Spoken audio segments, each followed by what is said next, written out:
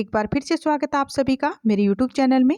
आज हम पढ़ने वाले हैं कक्षा 6 की बुक हमारा राजस्थान का अध्याय 3, जिसका नाम है इतिहास जानने के स्रोत। तो बच्चों, इससे पहले अगर आपने अभी तक मेरे चैनल को सब्सक्राइब नहीं किया है तो सब्सक्राइब वाले बटन पर जाके क्लिक करो और साथ में बेल आइकन की घंटी को भी प्रेस कर देना, ताकि मेरे आने वाली वीडियो का नोटिफिकेशन आपको मिलता रहे। अब हम जो हमारा अध्याय है 3, जिसका नाम इतिहास जानने के स्रोत हैं, इसको हम विस्तार से पढ़ेंगे। प्राचीन काल के इतिहास के अध्ययन से हमें सभ्यता के क्रमिक विकास का ज्ञान होता है। इतिहास जानने के अनेक स्रोत हैं, जिन्हें मुख्यतः 2 भागों में विभक्त किया गया है, पुरातात्विक और साहित्यिक स्रोत। यानी प्राचीन काल के जो इतिहास है, इसके अध्ययन से हमें सभ्यता के क्रम का जो विकास है उसका ज्ञान होता है। और इतिहास को जानने के वैसे तो अनेक स्रोत हैं, लेकिन हम इसे वो मुख्य रूप से 2 भागों में विभक्त किया है। इसमें है पुरातात्विक और साहित्यिक स्रोत। अब हम पढ़ेंगे पुरातात्विक स्रोत के बारे में। प्राचीन काल के वे अवशेष जिनसे हमें स्थान घटनाओं के संदर्भ को समझने में सहयोग मिलता है, उनको पुरातात्विक स्रोत कहते हैं। यानी पुरातात्विक स्रोत किसे कहते हैं कि प्राचीन काल के जो अवशेष हैं जिनसे हमें स्थान घटनाओं के संदर्भ में समझने में सहयोग मिलता है, हेल्प मिलता है, उसको हम पुरातात्विक स्रोत कहते हैं। तो ऐसे स्रोतों में अभिलेख, मुद्रा, स्मारक, कलाकृतियाँ, उत्खनन से प्राप्त सामग्री शामिल हैं। इनमें तात्कालीन जनजीवन को समझा जा सकता है। पुरातात्विक स्रोत संक्षिप्त में इस प्रकार हैं। अभिलेख, ये हमें शिलालेखों यानी पत्थर की पट्टिकाओं, पाषाण शिलाओं यानी पत्थर के बड़े बड़े खंडों, भवनों, गुफाओं की दीवारों, मूर्ति प्रतिमाओं, स्तूपों, मठों, तालाबों, खेतों में खड़ी शिलाओं, ताम्रपत्रों पर उत्कीर्ण किए हुए मिलते हैं। यानी अभिलेख क्या है कि अभिलेख हमें, अभिलेख से कहते हैं कि पत्थर की पट्टिकाओं, पाषाण शिलाओं यानी पत्थर के बड़े बड़े खंड, तो जो स्तंभ हैं, भवन हैं, गुफाएं हैं, गुफाओं की जो दीवार हैं, मूर्ति प्रतिमाएं हैं, स्तूपों और मठों के तालाब, मठों और तालाब, खेतों में खड़ी जो शिलाएं हैं, ताम्र पत्थर पर उत्कीर्ण किए हुए ये अभिलेख हमें मिलते हैं। अभिलेखों की उपयोगिता, ये विविध भाषाओं में गद्य एवं पद्य दोनों ही शैलियों में मिलते हैं। इन अभिलेखों में शासक, उनके आश्रित लोगों, रानियों, राजकुमारों, सामंतों आदि के नाम, घटना की तिथियां, शासन कार्यों और आज्ञाओं का उल्लेख मिलता है। साथ ही इनसे तात्कालिक सामाजिक, राजनीतिक, धार्मिक, सांस्कृतिक जीवन आदि की जानकारी है वो मिलती है। प्रशंसा में लिखे गए अभिलेख को प्रशस्ति कहा जाता है। यानी प्रशस्ति किसे कहा जाता है? प्रशंसा में लिखा गया जो लेख है, जो अभिलेख है, उसे हम प्रशस्ति कहते हैं। प्रमुख अभिलेख, नगरीय अभिलेख, कछुआ अभिलेख, गठियाला अभिलेख, किराड़ू अभिलेख, नादशा और बरनाला, यूप, स्तंभ लेख, सामोली, शिलालेख आदि से राजस्थान की धार्मिक व्यवस्था, यज्ञों के प्रकार, भूमि तथा द्रव्यदान, राजनीति, सीमा आदि की जानकारी प्राप्त होती है। उदाहरण स्वरूप गठियाला अभिलेख प्रतिहारों और बिजोलिया शिलालेख चौहानों का इतिहास जानने के महत्वपूर्ण साधन है। चिरवा का शिलालेख रावल समर सिंह के युग की जानकारी देता है।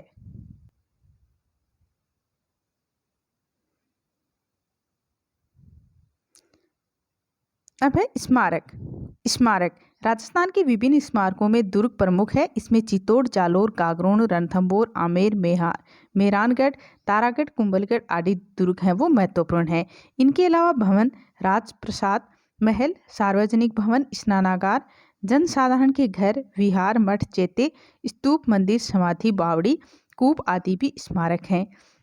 ये हमें तात्कालीन स्थापत्य कला, धार्मिक विश्वास, उपासना पद्धति, मनुष्य की चेतना और समृद्धि का ज्ञान भी करवाते हैं। तो आप चित्र संख्या 3.2 में देख सकते हो जो ये स्मारक बना हुआ है।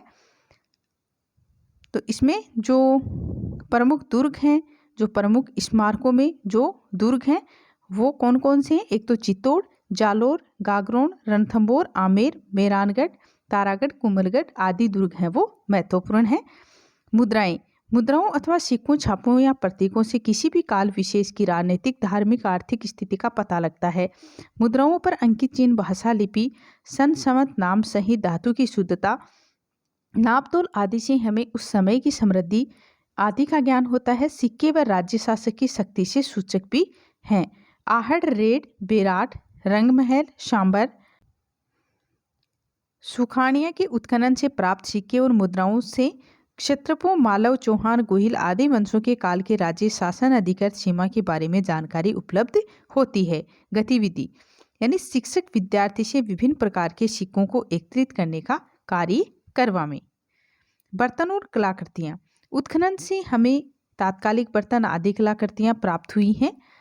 कलाकारी में बर्तनों पर चित्रण, खंभों पर खुदाई, किवाड़ों पर गवाक्ष, गोखड़ों की कारीगरी आदि भी देखने में आती हैं।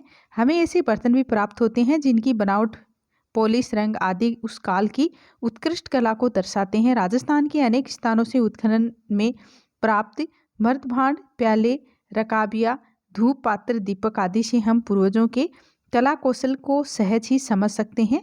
गणेश्वर, नीम का थाना, सीकर की जो ताम्र संस्कृति के अवशेष, जोधपुर, जयपुर एवं नोह यानी भरतपुर से प्राप्त काले एवं लाल मर्दभांड, आहड़ व गिलुन से प्राप्त प्रस्तर, फलक आदि में कला कौशल देखा जा सकता है। वह ताम्रपत्र, तांबे के छोटे बड़े पत्रों पर खोदे गए लेखों को ताम्रपत्र कहते हैं। यानी तांबे के जो छोटे बड़े जो पत्थर हैं उन पर खोदे गए जो लेख हैं उनको ताम्रपत्र कहते हैं।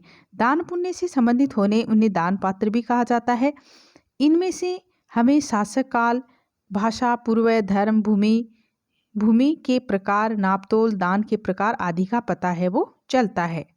साहित्यिक स्रोत, इतिहास जानने में इतिहास की भूमिका बहुत महत्वपूर्ण है। संस्कृत, हिंदी, राजस्थानी, उर्दू, फारसी में लिखा साहित्य प्रचुरता के साथ मिलता है। राजस्थान के प्राचीन इतिहास को जानने में वेद, पुराण, रामायण, महाभारत, बौद्ध एवं जैन ग्रंथों से सहायता मिलती है। यानी इतिहास को जानने में साहित्य की सबसे महत्वपूर्ण भूमिका रही है और संस्कृत, हिंदी, राजस्थानी, उर्दू और फारसी में लिखा साहित्य प्रचुरता के साथ है वो मिलता है। और राजस्थान का जो प्राचीन इतिहास है उसको जानने में वेद, पुराण, रामायण, महाभारत, बौद्ध, जैन ग्रंथों से सहायता मिलती है। 12वीं शताब्दी के उत्तरार्ध में जयानक कृति, पृथ्वीराज विजय, महाकाव्य से चौहानों की उपलब्धियों का वर्णन है वो मिलता है। नैनचंद सूरी कृति, हमीर महाकाव्य से चौहानों के इतिहास के साथ साथ अलाउद्दीन खिलजी की रणथंभौर विजय और उस समय की सामाजिक धार्मिक स्थिति की जानकारी है वो मिलती है। राजस्थानी साहित्य में पृथ्वीराज रासो, अचल दास खींची की वचनिका, पद्मानाथ कृति, कानड़देव प्रबंध, बीकानेर के दलपत सिंह कृति, दलपत विलास, खड़िया जग्गा कृति, वचनिका आदि विशेष उल्लेखनीय है। ख्यात विषयक साहित्य में प्रसिद्ध राजपूत राजवंशों की स्थापना, राजाओं का वंशानुक्रम, राज्य क्षेत्र आदि का वर्णन होता है। नैनशिरी ख्यात, बांकीदास की ख्यात, दयालदास की ख्यात, जोधपुर राज्य की ख्यात आदि से इतिहास जानने में सहायता मिलती है। और फारसी, उर्दू तवारीखों, इतिहास ग्रंथों से हमें विशेषतया मध्यकालीन राजस्थान का इतिहास है वो समझने में मदद मिलती है। कर्नल जेम्स टोंट कृत एनालस एंड एंटीविक्टीज ऑफ राजस्थान और पश्चिमी भारत की यात्रा, बूंदी के महाकवि सूर्यमल मिश्र का वंश भास्कर, कविराज श्यामल दास कृत वीर विनोद विश्वेश्वर नाथ रेऊ कृत मारवाड़ राज्य का इतिहास, गौरी शंकर हरिचंद ओझा लिखित उदयपुर, जोधपुर, सिरोही, डूंगरपुर, बांसवाड़ा, प्रतापगढ़ के इतिहास ग्रंथों में उल्लेखनीय हैं। अब है अभ्यास प्रश्न। निम्नलिखित प्रश्नों के सही उत्तर के विकल्प को कोष्टक में लिखिए। क्वेश्चन है, वंश भास्कर के लेखक हैं बांकीदास, श्यामल दास, सूर्यमल मिशन, दयाल दास। तो इसका होगा सूर्यमल मिशन। रिक्त स्थानों की पूर्ति कीजिए। प्रशंसा में लिखे गए अभिलेखों को प्रशस्ति कहा जाता है। अति लघुतरात्मक प्रश्न, राजस्थान की किन्हीं 3 प्रमुख दुर्गों के नाम लिखिए। तो प्रमुख दुर्ग हैं चित्तौड़, जालोर, गागरोन, रणथंभौर, आमेर, मेहरानगढ़, तारागढ़, कोमलगढ़ आदि दुर्ग हैं। पुरातात्विक स्रोत किसे कहते हैं? तो प्राचीन काल के वे अवशेष जिनसे हमें स्थान घटनाओं के संदर्भ को समझने में सहायता मिलती है उसको पुरातात्विक स्रोत कहते हैं। अब इतिहास लेखन में मुद्राओं के योगदान को समझाइए। तो इसमें आएगा मुद्राएं में कि मुद्राओं अथवा सिक्कों, छापों या प्रतीकों से किसी भी काल विशेष की राजनीतिक, धार्मिक, आर्थिक स्थिति का पता है वो लगता है। और मुद्राओं पर अंकित चिन्ह, भाषा, लिपि, शमंत, नाम सहित धातु की जो शुद्धता है, उसका नापतोल आदि से हमें उस समय की समृद्धि आदि का ज्ञान होता है। तो सिक्के राज्य व शासक की शक्ति के सूचक भी होते हैं। तो गाइज, इस तरह से हमने जो हमारा चैप्टर था इतिहास जानने के स्रोत, तो इसका हमने अध्ययन कर लिया है।